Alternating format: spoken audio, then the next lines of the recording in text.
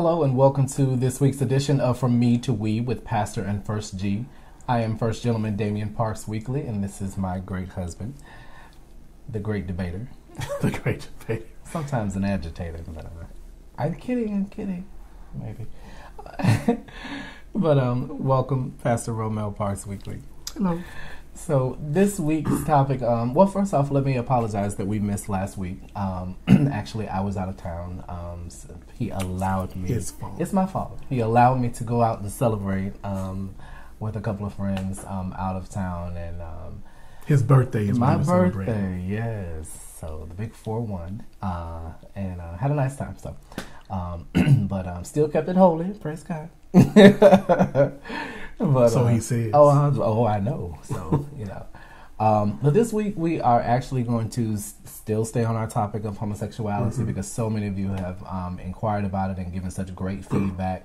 And I think it's part of one of the mantras of our ministry in Judah First. So we're staying on the subject of homosexuality. This week is homosexuality and the church culture. So for us, that just automatically brings us to, well, church folk know we're gay. So, you know, they do. So why are we faking the funk, you know?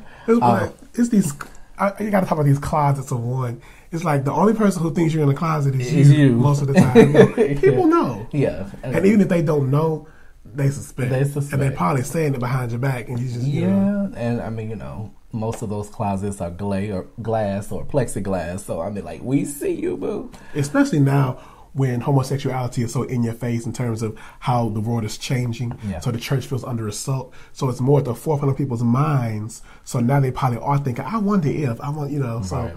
Even if they didn't know. But I still don't think that they're wondering. I'm like, they know. Come on now. If you're my age, you're 40-something years old, you've never been around a female that wasn't your friend girl or your sister or somebody like that, and you've never brought anybody home. You hadn't brought a woman home since your prom. I mean, come on now. So, right. but you know, with church, basically a lot of us have witnessed and feel like all they do is exploit us. So we give our time, our talents, our money, and what do you say to that? Well, because you think, why do they, if they think that I'm going to hell, right? If they're preaching that I'm going to hell, yeah. If they're saying that I'm unholy, they call me sissy, they call me dog. If they say this stuff about, they don't use terms like that to describe prostitutes. They don't use terms like, they don't even use the word hoe that much anymore. Yeah. I mean, unless they're quoting a lyric like, what's the name it did over on Northeast, I think it was. So they don't call gangbangers, you know, things like that. We treat murderers better than we treat gay people. Sure. And so you think if you have this much disdain for who I am or what you think I'm doing. Yeah, why? Why are you letting me play the piano? Right. Why are you letting me direct the choir? Why are you letting me usher? Right. Why am I your praise leader? You know, why am I the armor bearer? Or, you know, why am I the nurse? Or, you know, whatever the case is. So, yeah. And so they're using us to build their ministry. We're using our gifts to further a message. Right. Now, granted, they're not dogging gays every Sunday. There's probably some good word going forth from time to time. Absolutely. But the thing is, should you have to like be afraid every Sunday? Is this going to be the Sunday? Yeah. Because you're going to get one about every 90 days. Right. At least one. It's in the bylaws. Yeah. So it's like this. I hate to call it this, but it's almost like this unholy alliance. Yeah. They use us. They exploit us. But the question becomes, well, why are we there? Right. And I think that there's something that now I'm not there, but why are we as gay people still there? And when you look on the other side of it, unfortunately, I hate to say unfortunately, but in some ways they're getting something from the deal too. Sure, absolutely. And stuff like, you know, we were talking about the different activities or the different things that you do in the church. You know, the platform you have to preach, the platform you have to, as you said, lead worship or direct the choir. You want to sing tenor and you love singing the good side of the choir. This church's choir rocks. You know, your family goes there. I was raised there. Tradition. You know, tradition exactly.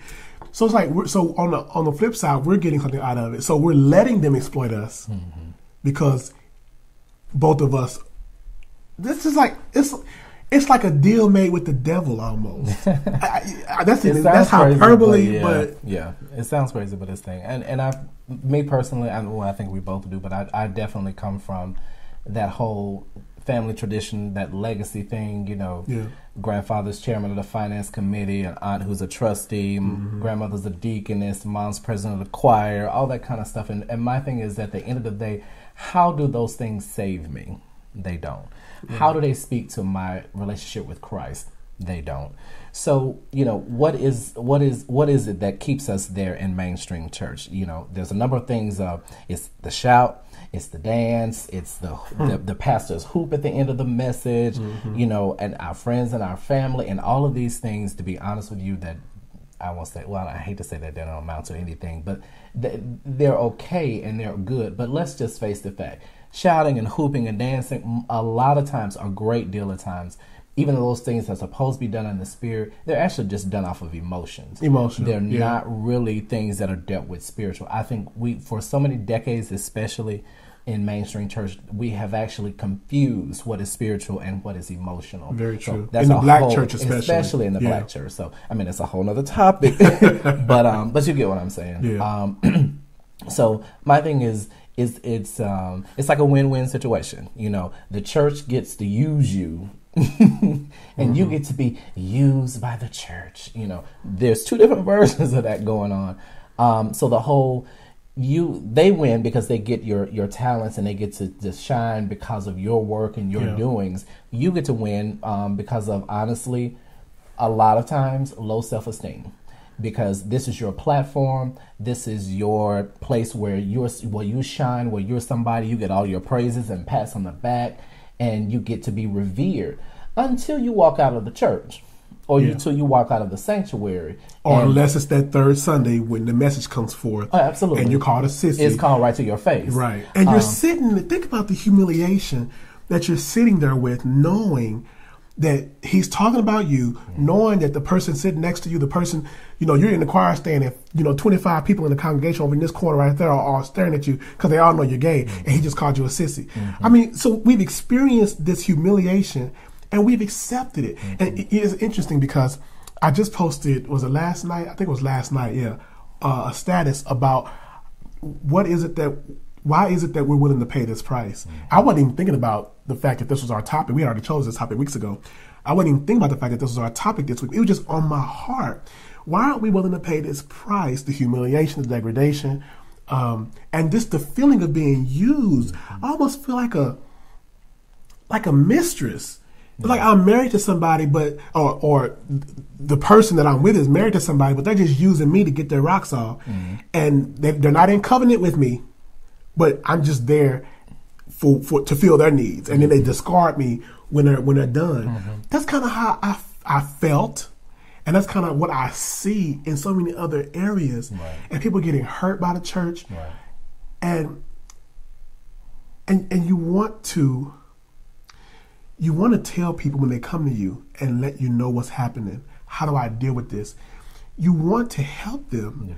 You want to identify the church as the problem, but at some point we have to challenge each other and say, okay, why are you there? Right. I had a conversation. I got to say this. I had a conversation last week, and I'll just go ahead and say it's one of my spiritual sons. We got a big family.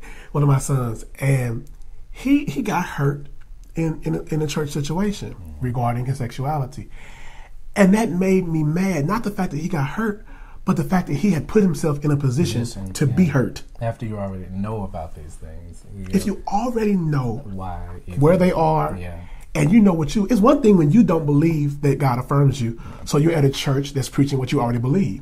But when you believe he affirms you, it's like you know that God sent Moses, yet you choose to stay in Egypt. Right. If deliverance has already come, why choose to stay bound up?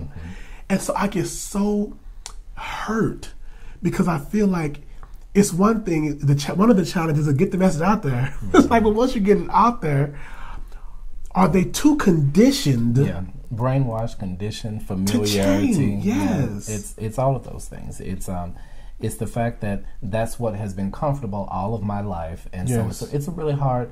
My thing is that I hope and pray, and I know that he will, that our son will understand that, hey, okay, mainstream is just not, is not for me right now. It's not the best thing for me. And I think my thing is that how much it damages us mentally and emotionally, let alone spiritually. I mean, we always forget about the mental and emotional because we're so church-minded till we forget about mental. Like it doesn't matter. Like it doesn't matter. Like it has nothing to do with it. All I need is the spiritual, Let's not even go there. But so if we could just get those people, it's self-esteem. The church preys on low self-esteem a lot too, whether they want to admit it or not. They know that you're broken. And so any little crumb that you toss, you're going to take it, that they toss, you're going to take it. And just because that's your safety zone. That's my acceptance. That's my love. I don't want crumbs for love. You can either give me the whole thing or don't even bother giving me anything. So I don't want to be half accepted.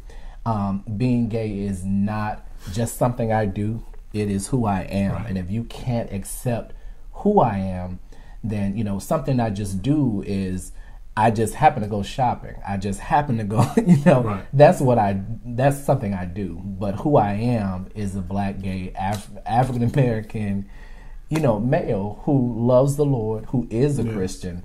And you deserve every right to insist that your place of worship should accept all of that, should be a part of who you are as an individual. So. And there's one more dynamic on that, and that's the notion of how do there's so much inside of me that I want to do. There's so much inside of me that I want to give. Right. How can I utilize that gift except in the mainstream church? And what I want to challenge people to understand is, we quote this passage all the time. We don't live it. The Bible says that your gift will make room for you. It will. You stop making room for your gift. Yes. You stop settling and putting yourself in these circumstances to be hurt, and trust that God will open the door. Yes. I put it on my post last night. When you leave Egypt, you may be in the wilderness for a spell. I'm sure. But trust that God is taking you into the promised land. But you got to hold on. You cannot turn around and run back to Egypt. Trust that your gift is going to make room for you. Sure. So this is something that I think both of us are really passionate about and really trying to drill into people's heads. Because this is more than theology. This is, now that I know the theology, how does it play out in my everyday life? This is practical application.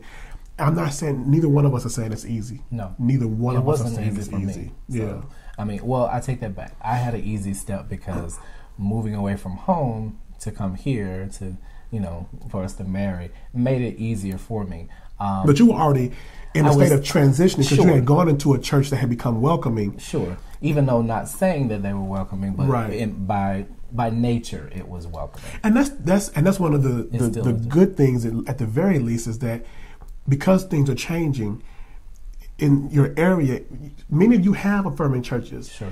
If you have think about the generations that came before us that didn't have an option. If you have an option, take advantage of it. Sure.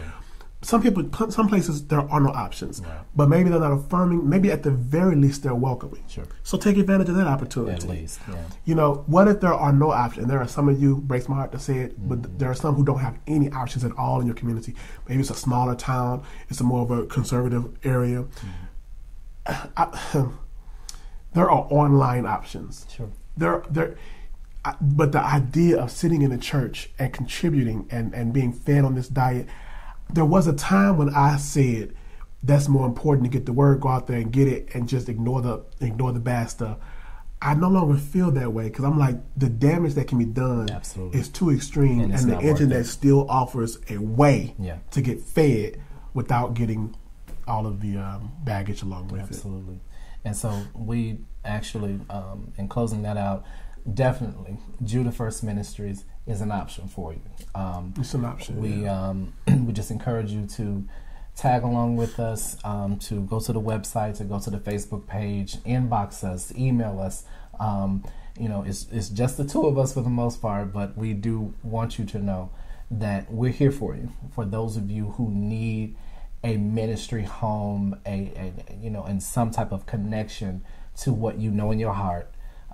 You feel it in your heart, you know it in your head, but your spirit, man and woman, is just not quite there yet.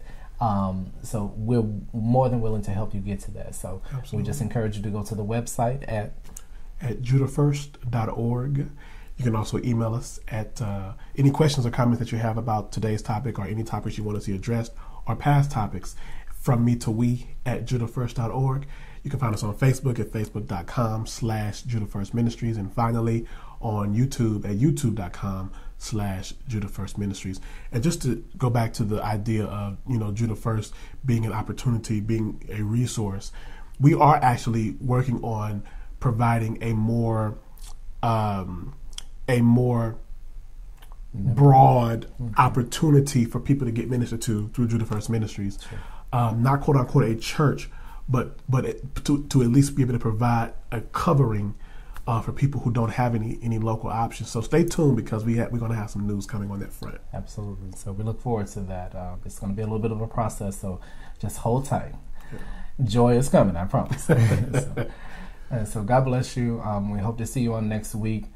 Be sure to share with a friend, share with a family member. We love you, and God bless. God bless, and leave Egypt.